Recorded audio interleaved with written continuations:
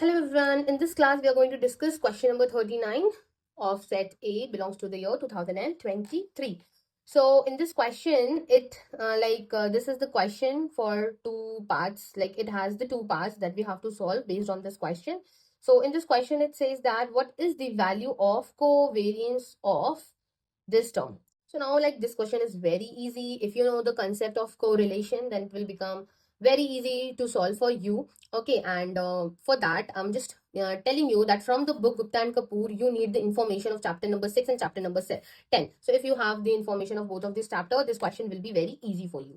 Now see, it is already given that xy is following your bivariate normal distribution with mean 0 0, variance 1 and 1, and the correlation is rho, right? And we have to find what? We have to find the value of covariance of y minus rho times x comma x, right? So from here I'm just using the property of covariance to write down the expanded form of this. So what I will write?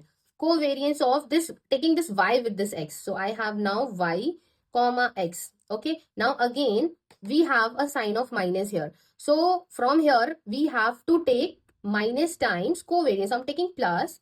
This is covariance of minus rho times x comma x. Using the property of covariance, I can write covariance of x comma y. From here, minus rho is the constant. I can take it outside. So we have rho times covariance of x comma x. Now again, using the property of covariance, I can directly write here variance of x. So how I wrote directly variance of x is a deeper concept, and it is very easy. But if you don't have any idea about that, you can join my live classes for that. Okay, now after that, what I can do, because here is your like xy follows your bivariate normal distribution where the rho is given to us. Okay, so that means using the formula of correlation, what we know, this is correlation. Correlation means variance between x, covariance between x, y, and root of variance of x and variance of y. So at the place of variance of x, variance of y, we can also write a standard deviation of x is standard deviation of y. So at the place of covariance of x, I'm just going to write down the product of these two. So I'm going to write rho sigma x and sigma y, which is representing standard deviation of x and standard deviation of y.